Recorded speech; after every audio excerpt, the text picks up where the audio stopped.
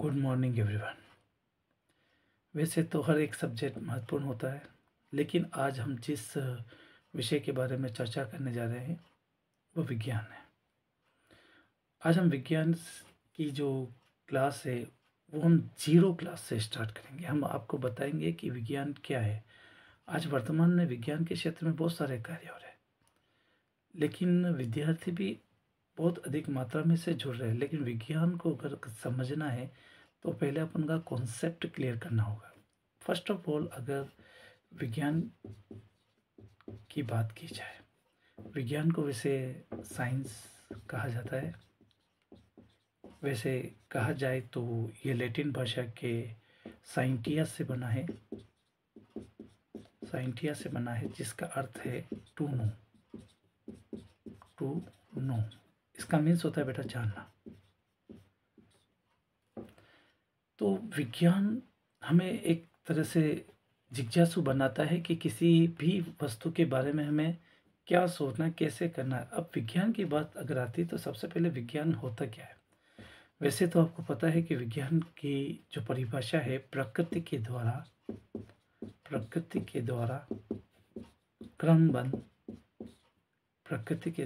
क्रमबद्ध एवं सुव्यवस्थित ज्ञान को विज्ञान कहते हैं। प्रकृति के द्वारा क्रमबद्ध एवं सुव्यवस्थित ज्ञान को विज्ञान कहा जाता है। सिंपल सी बात है बेटा।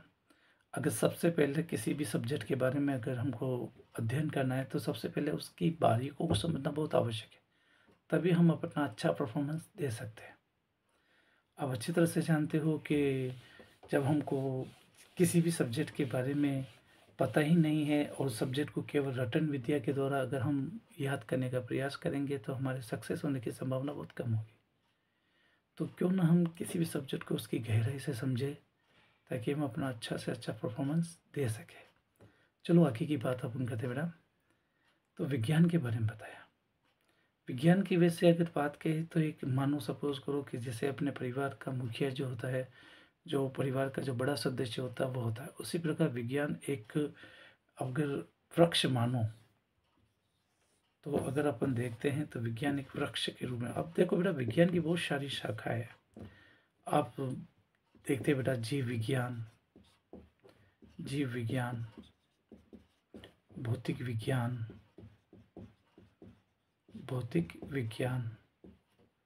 रसायन विज्ञान,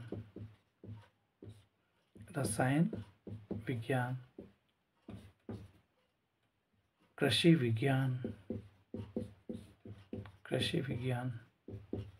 तो जैसे मेन जो है, जो अपना वृक्ष है, जैसे एक सिंपल सी बात कहा, जो मेन विज्ञान है उसकी बहुत सारी शाखाएं है। ये तो मैंने बहुत ही कम बताई है, हजारों शाखाएं है जिसके अंतर्गत विज्ञान का अध्ययन किया जाता है। अब आगे की बात अगर की जाए तो चलो, अगर विज्ञान इतनी महत्वपूर्ण होती है, अब इसके बहुत सारे क्षेत्र है। गणित भी विज्ञान का ही एक क्षेत्र है।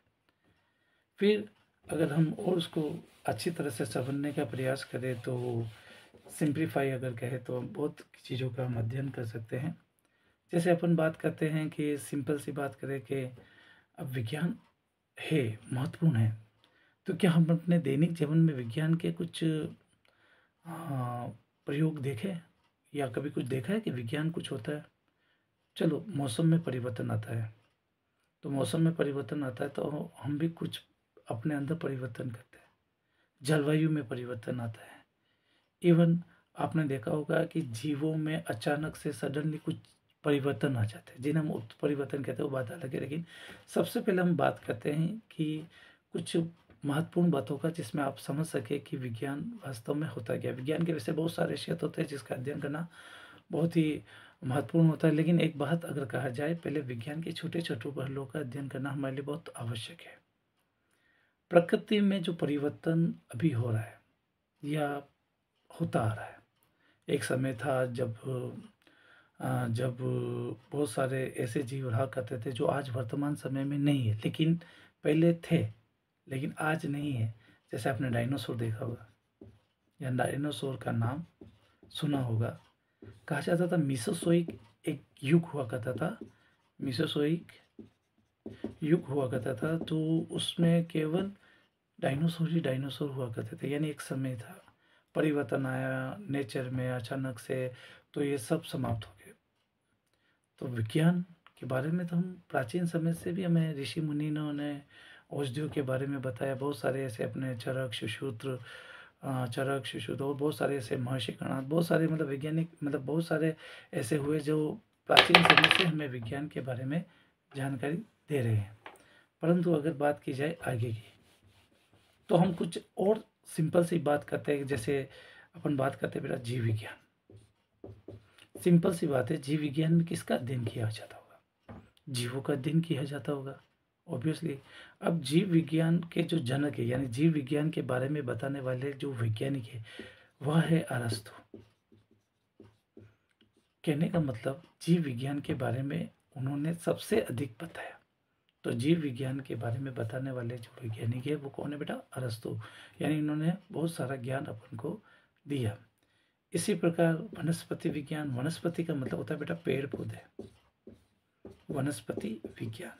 तो वनस्पति विज्ञान के बारे में सर्वाधिक, यानी कि अपन कह सकते हैं जनक इसके जो है वो है थ्रियोफ्रेसेटस। थ्रियोफ्रेसेटस।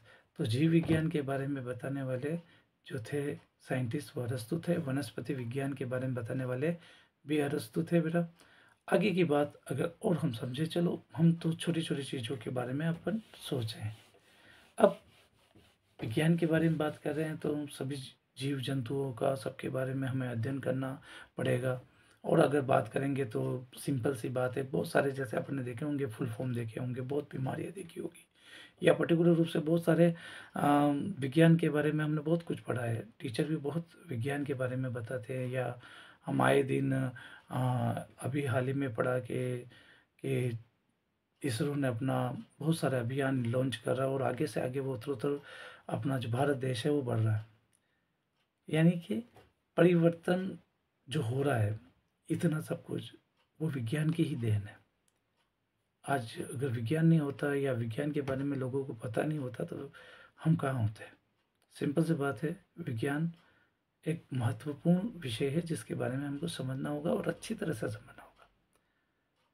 आगे देखिए बेटा, तो हम आगे की बात शुरुआत करें बेटा कि जैसे अपन वनस्पति विज्ञान के बारे में ही सोचते हैं तो सबसे पहली बात आती है कि हम छोटे छोटे वर्डों की बात करते हैं कि वनस्पति विज्ञान को, जैसे एक सिंपल सी बात कहा, वनस्पति विज्ञान जिसके बारे में मैंने अभी बताया था कि इसके जो जनक है वो कौन है बेटा? थ्रियोफेसेटस।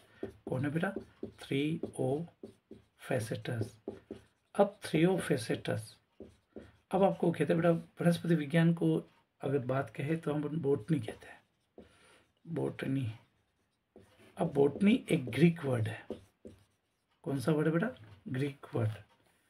अब बोटनी वर्ड जो कौन सा बेटा? ग्रीक शब्द से लिया गया बेटा। और आपको पता बेटा अपने थ्रियोफेसेटस ने एक बुक लिखी थी, उस बुक का जो नाम है बेटा हिस्टोरिया प्लांटेरम। हिस्टोरिया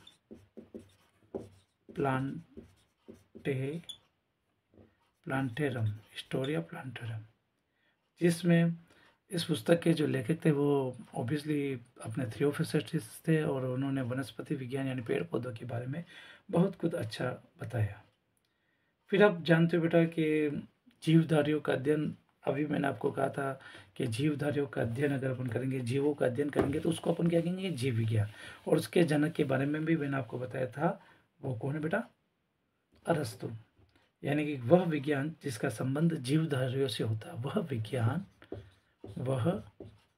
विज्ञान जिसका संबंध जीवधारियों से होता है, वह विज्ञान जिसका संबंध किससे होता है बेटा? जीवधारियों से होता है, उसे हम जीव विज्ञान कहते हैं।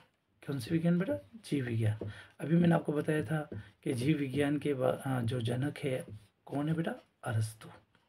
कौन है? अरस्तु। अब आप कह रहे थे कि वनस्पति विज्ञान की बहुत सारी शाखाएं हैं, जो मैंने आपको बहुत सारी तो आपको बताई थी, लेकिन वो तो कुछ ही थी। लेकिन बहुत सारी की बात करें तो बहुत सारी है, जैसे कि हम बताना चाहेंगे बेटा, पर्यावरण का अध्ययन जीव विज्ञान की किस शाखा के अंतर्गत किया जाता है? पर्यावरण। जैसे पर्यावरण के बारे में आप जानते हो, परिधन आवरण, परिधन आवरण आप सब जानते हैं। पर्यावरण चारों ओर का आवरण जो होता है वो एक तरह से कहा जाए तो पर्यावरण कहलाता है। तो मैंने आपको कहा था कि पर्यावरण का अध्ययन, पर्यावरण का अध्ययन, पर्यावरण का अध्ययन, पर्यावरण का अध्ययन जीव विज्ञान की, पर्यावरण का अध्ययन जीव विज्ञान की जिस शाखा में किया जाता है, आप बता सकते हो उसका नाम क्या है? बताइए बताइए।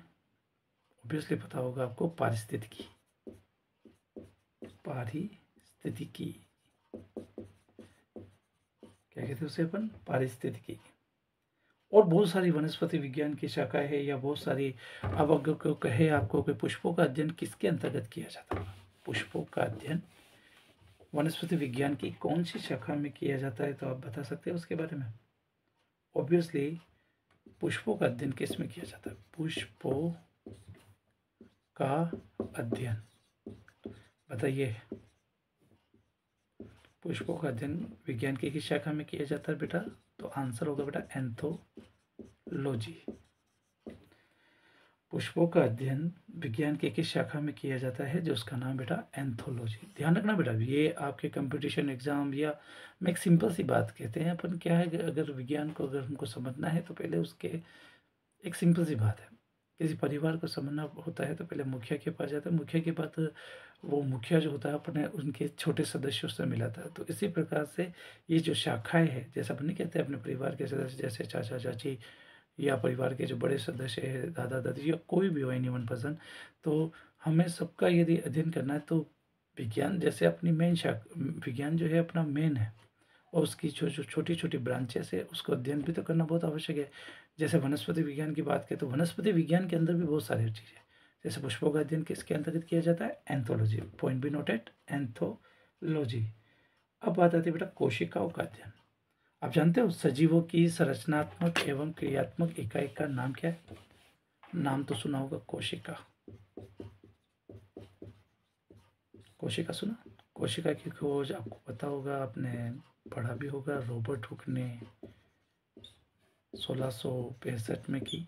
और जब कोशिका का अध्ययन विज्ञान की जिस शाखा में किया जाता है उसे कहते हैं साइटोलॉजी। क्या कहते हैं? साइटोलॉजी। यानी कोशिका का अध्ययन विज्ञान की जिस शाखा में किया जाता है उसे हम साइटोलॉजी कहते हैं। कोशिका सजीवों की संरचनात्मक क्रियात्मक इकाई है। हमारा जो शरीर होता है वो कोशिका से मिलकर बना होता है, इसीलिए कहा गया है सजीवों की संरचनात्मक और क्रियात्मक इकाई को अपन क्या कहते हैं बेटा? कोशिका। कोशिका की खोज सन 1665 में रॉबर्ट हुक ने की थी, जो कि कोर्क के अंदर की थी बेटा, जो एक मृत छाल हुआ करती थी। फिर आगे की बात करें बेटा, वृक्षों की आयु का अध्ययन। अपनी आयु का अध्ययन तो आपने सुना होगा, क्या वृक्षों की आयु का अध्ययन भी विज्ञान की या वनस्पति विज्ञान की कोई शाखा होती होगी? ऑब्वियसली होती है, जिसका नाम है डेंडोकोनोलॉजी। डेंडोकोनोलॉजी, डेंडोकोनोलॉजी। पॉइंट भी नोटेड बेटा, बहुत सारी प्रतियोगी एग्जाम में भी ये पूछा जा चुका है। हमको केवल आज छोटी छोटी चीज़ों को यानी बेसिक नॉलेज समझ रहे हैं। यानी वृक्षों का अध्ययन विज्ञान के जिस शाखा, यानी कि वृक्षों की आयु का अध्ययन, सॉरी बेटा, वृक्षों की आयु का अध्ययन विज्ञान की जिस शाखा में किया जाता है उसे अपन कहते हैं डेंड्रोकोनोलॉजी। क्या कहते हैं? डेंड्रोकोनोलॉजी। अभी आपको मैंने बताया कि पुष्पों का अध्ययन जो किया जाता है वो एंथोलॉजी में किया जाता है, कोशिका का अध्ययन जो किया जाता है वो साइटोलॉजी में किया जाता है, और वृक्षों की आयु का अध्ययन जो किया जाता है वो वृक्षों की आयु का अध्ययन जो किया जाता है वो डेंड्रोकोनोलॉजी में किया जाता है। बहुत सारी आपने देखा होगा सजावटी पुष्प आते हैं, जैसे आपने देखा ही होगा गुलाब है या गेंदा है या कौन से भी सजावटी जो पुष्प आते हैं, सजावटी पुष्प। अब सजावटी पुष्पों का अध्ययन विज्ञान की कौन सी शाखा है, या अपन कह सकते हैं कि वनस्पति है तो वनस्पति की कौन सी शाखा? सजावटी पुष्पों का संवर्धन, पुष्पों का संवर्धन। संवर्धन का मीन्स होता है तैयार करना, यानी सजावटी पुष्पों के संवर्धन का अध्ययन विज्ञान की किस शाखा में किया जाता है, तो उसका नाम है बेटा फ्लोरिकल्चर। पॉइंट भी नोटेड बेटा। अभी देखो मैंने आपको कहा था कि पुष्पों का अध्ययन एंथोलॉजी में किया जाता है, उसके बाद मैंने कोशिका का अध्ययन साइटोलॉजी में किया जाता है, उसका थर्ड मैंने आपको बताया था कि वृक्षों की आयु का अध्ययन डेंड्रोक्रोनोलॉजी में किया जाता है, और अभी अभी अभी लेटेस्ट जो मैंने बताया है वो सजावटी पुष्पों का जो संवर्धन है या अध्ययन जो है वो फ्लोरिकल्चर में किया जाता है। किस में किया जाता है? फ्लोरिकल्चर में किया जाता है। अब बात आती है जेनेटिक्स। जेनेटिक्स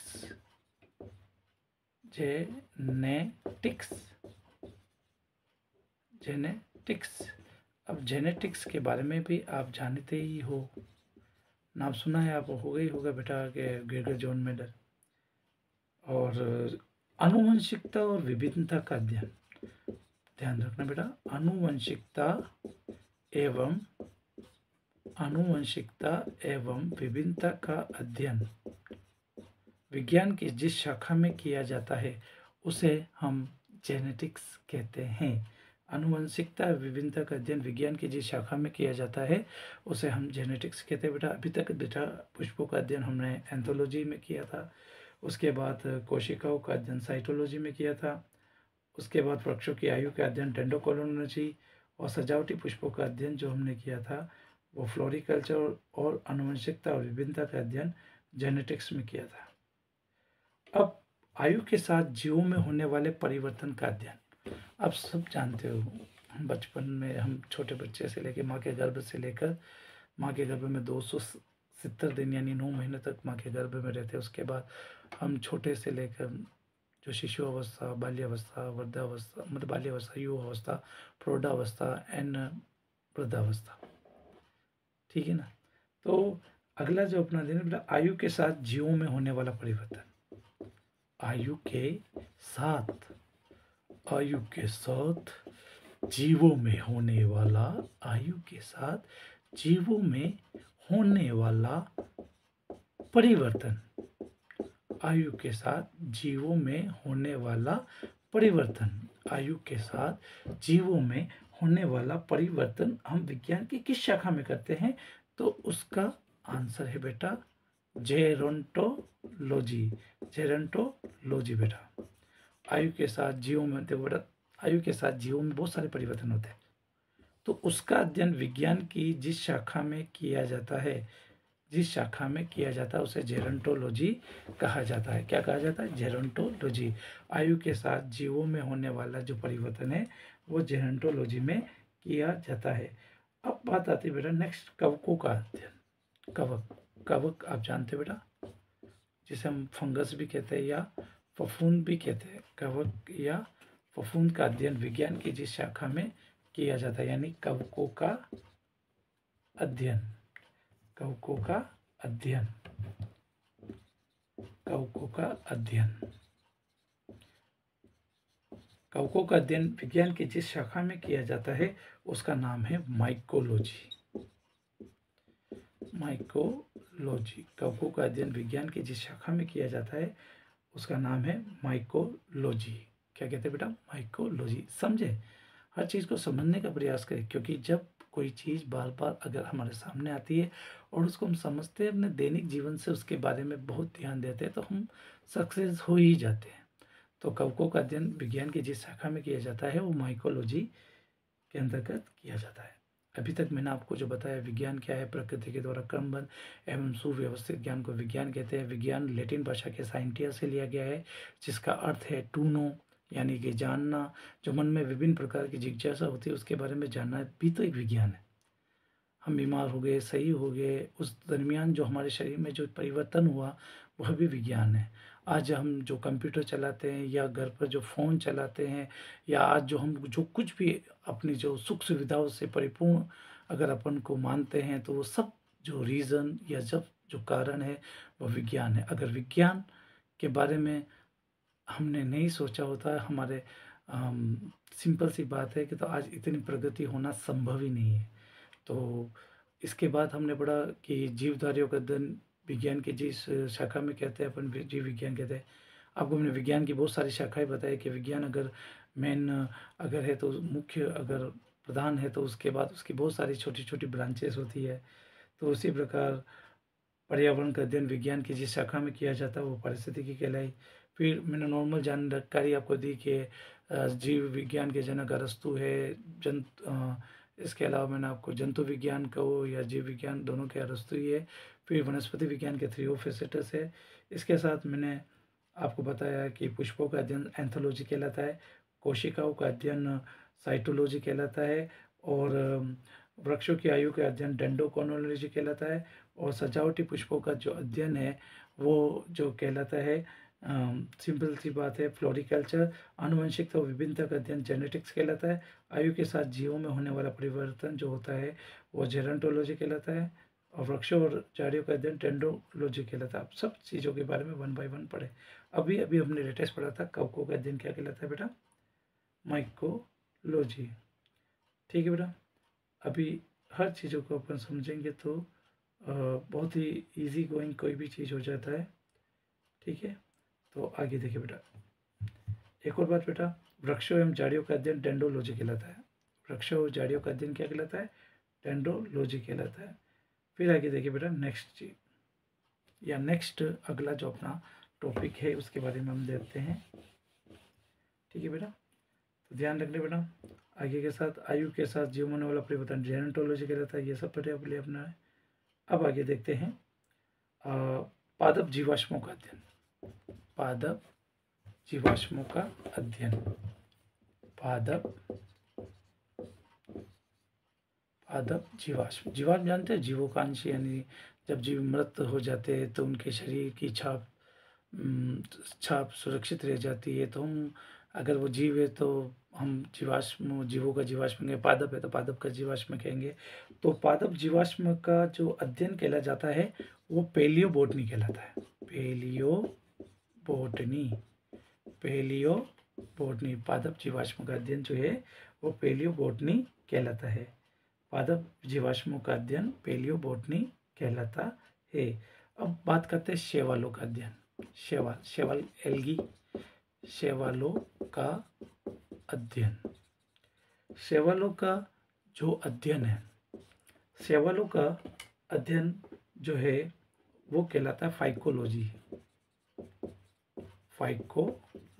शैवालों का अध्ययन क्या कहलाता है, फाइकोलॉजी कहलाता है। शैवालों का अध्ययन जो कहलाता है शैवालों का जो अध्ययन है फाइकोलॉजी कहलाता है। इसके बाद अपन बात करेंगे नेक्स्ट। तो बेटा हम जो भी पढ़ रहे हैं हमें लर्न होना चाहिए, क्योंकि अगर हम प्रयास बार बार करते हैं तो उसके सक्सेस होने की संभावना कई गुना बढ़ जाती है और हम आसानी से सक्सेस हो जाते हैं। अब बात आती है फलों का अध्ययन। फलों का स्टडी कह सकते हैं या फ्रूट का स्टडी कह सकते हैं। फलों का अध्ययन जो पोमोलॉजी कहलाता है। फलों का अध्ययन पोमोलॉजी कहलाता है। फलों का अध्ययन क्या कहलाता है, पोमोलॉजी कहलाता है। फलों का अध्ययन पोमोलॉजी कहलाता है। ध्यान रखना बेटा, पोमोलॉजी। फिर बेटा बीजों का अध्ययन। सबसे बड़ी बात आती है कि बीज से ही फल बनते हैं। तो बीजों का अध्ययन आप सब जानते हैं बेटा, बीजों का अध्ययन अगर पुष्प यानी कि अगर आप पौधा प्राप्त करना है तो बीजों का अध्ययन तो करना पड़ेगा। बीजों का अध्ययन क्या कहलाएगा, तो बीजों का अध्ययन स्पर्मोलॉजी कहलाता है। बीजों का अध्ययन स्पर्मोलॉजी कहलाता है। बीजों का अध्ययन किसे कहलाता है बेटा, स्पर्मोलॉजी कहलाता है। अगर अभी तक हम बात करें तो बहुत सारी चीज़ों का अध्ययन किया है बेटा, ध्यान दे बेटा। पुष्पों का अध्ययन एंथोलॉजी कहलाता है। कोशिका का जो अध्ययन है वो साइटोलॉजी के नाम से जाना जाता है। इसके बाद आपको बताया वृक्षों की आयु का अध्ययन डेंडोक्रोनोलॉजी कहलाता है। सजावटी पुष्पों का संवर्धन और अध्ययन फ्लोरिकल्चर कहलाता है। आनुवंशिकता विभिन्नता का जो अध्ययन है, आनुवंशिकता विभिन्नता का अध्ययन जेनेटिक्स कहलाता है। आयु के साथ जीवों में होने वाला परिवर्तन जेरंटोलॉजी कहलाता है। कवकों का अध्ययन माइकोलॉजी कहलाता है। पादप जीवाश्मों का अध्ययन पेलियोबोटनी कहलाता है। शैवालों का जो अध्ययन है वो फाइकोलॉजी कहलाता है। और फलों का अध्ययन पोमोलॉजी और बीजों का अध्ययन जो है वो स्पर्मोलॉजी कहलाता है। अब पादप वर्गीकरण, क्लासिफिकेशन, पादप वर्गीकरण। आपको पता है पादप वर्गीकरण के जो जनक है आपको पता हो तो कैरोलस लीनियस है, यानी वर्गीकरण के जनक जो है वो कैरोलस लीनियस है, अगर पता हो। उन्होंने द्विनाम पद्धति भी दी थी, जिसमें पहला वंश होता है, दूसरा जाति होता है। उन्हें द्विजगत अवधारणा भी दी थी। तो द्विजगत अवधारणा पहला प्लांटी और दूसरा एनिमिलिया रखा था। तो पादप वर्गीकरण जो अध्ययन है वो टैक्सोनॉमी कहलाता है। क्या कहलाता है बेटा? टैक्सोनॉमी। पादप वर्गीकरण का अध्ययन टैक्सोनॉमी कहलाता है। और फसली पादपों का जो अध्ययन है वो एग्रोनॉमी। फसली पादपों का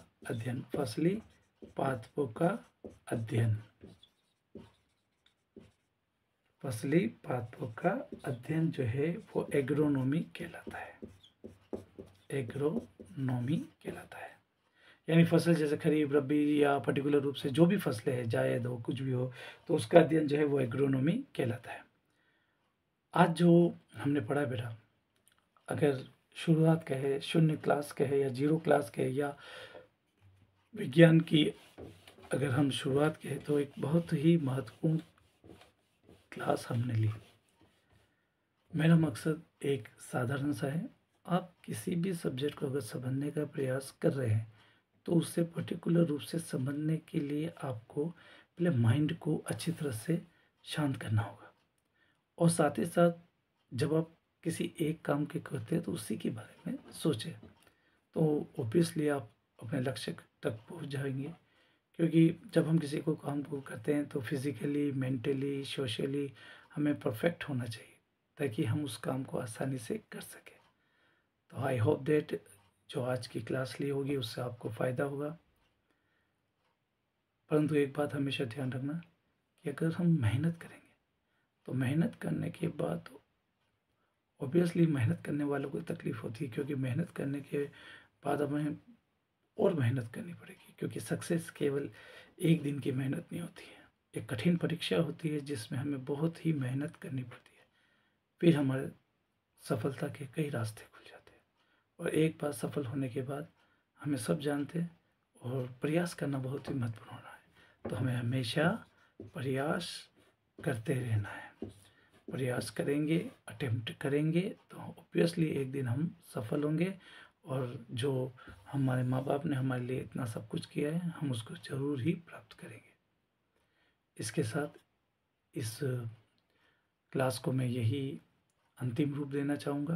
परंतु आप लोगों के साथ ये जो मेरा कम्युनिकेशन है ये बना रहे, और भी प्रयास करेंगे इसमें और सुधार लाने का, क्योंकि सीखना और सिखाना ये दो हमेशा एक अहम पद होता है बेटा, कि हम किसी भी काम को सीखते हैं और फिर उसके बारे में सिखाते हैं। तो पहले सीख ले फिर उसको सिखाएं। तो आपको भी मैं जो सिखा रहा हूँ ऑब्वियसली आप अपना नॉलेज को गेन करें, और ज़्यादा से ज़्यादा मात्रा में आप हमसे जुड़े।